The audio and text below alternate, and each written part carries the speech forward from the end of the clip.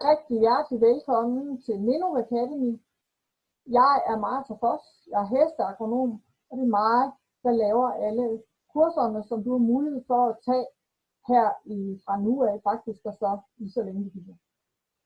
Jeg vil give dig en rundvisning på akademiet og fortælle dig lidt om, hvad du kan opleve derinde, hvad der er for nogle kurser, du kan tage, og så vil jeg vise dig lidt om, hvordan de her opgaver fungerer, for der er nogle af de her opgaver, som er lidt specielle, og vi skal have en introduktion. Nu deler jeg lige skærmen, sådan så du også kan se, hvad jeg kan se.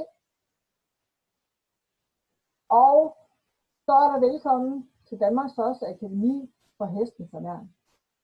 Det finder vi på hjemmesideadressen, der hedder academy.minno.dk. Du kan også komme til den fra min Facebook-side og fra hjemmesiden, der bare hedder minno.dk.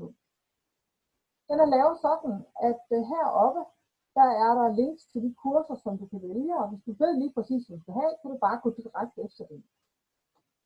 Du kan også bladre ned og læse lidt forskelligt omkring det her, og så kommer du ned og kigger på kurserne hernede. De to første, det er nogle, der er kørende allerede, og de her, det er nogen, som på et eller andet tidspunkt i løbet af de næste års tid, eller sådan noget, de bliver sat op. Det her, der hedder Minno Basic, det er et basalt kursus i, hvordan du laver den rigtige foderplan til din hest. Og det er allerede i fuld sving. Der er nogle mennesker, som er i gang med at se videoer, der er i gang med at løse opgaver og lave foderplaner til deres hest. Den, som jeg vil vise dig og se mere til nu her, det er den siden af, den der hedder Få styr på hestens blodsukker. Og den kigger vi lige ind på.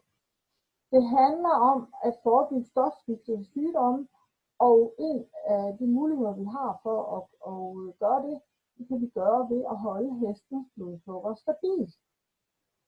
Ikke udsvingninger, ikke kronisk for højt, men et passende lavt blodsukker, som kører stabilt over døgnet. Og på den måde så har vi en hest, der har ro i sig selv, og har en hest, der fungerer i sine celler. Kurset det er i fuld gang med at blive lavet. Mange nogle få videoer, og så er vi klar til at lancere, og det regner jeg med, at jeg kan gøre inden den 30. juni, det vil sige næste uge. Og det er sådan, at når du kigger ned i, hvad det består af, så har vi så her et modul. Og det her modul, det er det første af de 5 tips, som jeg vil give dig i det kursus her, som du kan bruge for at holde hestens blodsukker stabilt. Det første hedder hold hesten slank, og der er en video, og der er en konsekvensopgave til.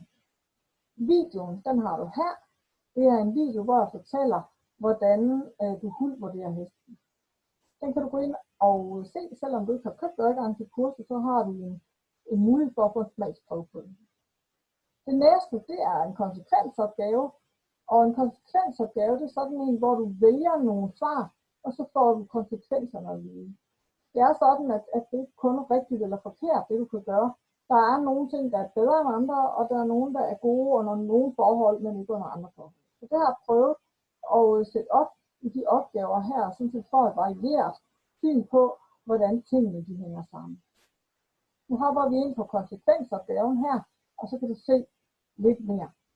Det er sådan, at de er lavet som pdf-filer, og det er en god idé at have en Acrobat Reader eller en anden pdf-fremviser til at se dem. Det er nemlig sådan, der er links i de her opgaver, og de skal gerne virke for dig. Du downloader den her den her pdf selvfølgelig, og åbner den. Og så er den egentlig klar til at køre i gang. Det er sådan, at når du kører med din mus hen over den, jamen så har du en almindelig musepil, og lige så snart du kommer ned og får en hånd i musepilen, jamen så har du et aktivt link. Og tryk på den, og så se, hvad der er for nogle opgaver, det handler om. Så vi hopper videre her. Nå, så skal du først gå ud og finde ud af, hvordan ser min hest ud. Altså gå ud og huldvurdere den. Brug videoen til at få nogle tips, eller læs, hvad der står her, og så tænk, det er nok den her, det passer med den her. Hvis du tænker, at din hest er lidt tynd, så trykker du på den, og så får du så en side frem, der handler om, hvad nu, hvis din hest er lidt tynd. Så har du en forklaring om, hvor tynd er tynd nok, eller hvad der nu kan være ved det. Og hvis du gerne vil have den sat op i foder, eller sat til at tage på, hvad gør du så? Så kan det være, at du siger, at jeg vil gerne give den noget mere kraftfoder. Godt, så trykker du på den her, der hedder mere kraftfoder, og så får du så en forklaring til, hvad muligheder du har der. Er det et godt valg, og i hvilke sammenhæng er det, eller er det ikke? Så kan du hoppe frem og tilbage. Du kan hoppe tilbage til de muligheder, du kunne vælge for at finde ud af, hvordan hesten skal tage på. Du kan også vælge at hoppe tilbage til huldvurdering, og så kan du sige, at min hest var ikke tynd, den er faktisk lidt, den er moderat. Så hopper du videre der. Det er den her måde, du kan arbejde med de her konsekvensopgaver på. Og det var det, jeg gerne ville vise dig for den her gang. Jeg håber, at du går ind og kigger og bliver nysgerrig. Jeg håber, at du vil købe et kursus med dig og tage med på sommerferie. Og så bruge noget af den tid, der tit er, når man er afsted, til man sidder og bare hygger sig, til at blive klogere på, hvordan du kan hjælpe din hest til at få et stabilt blodsukker, og få en gladere, sundere og nemmere at ride på hest, når du kommer tilbage fra ferien. Rigtig god fornøjelse, og fortsat god ferie.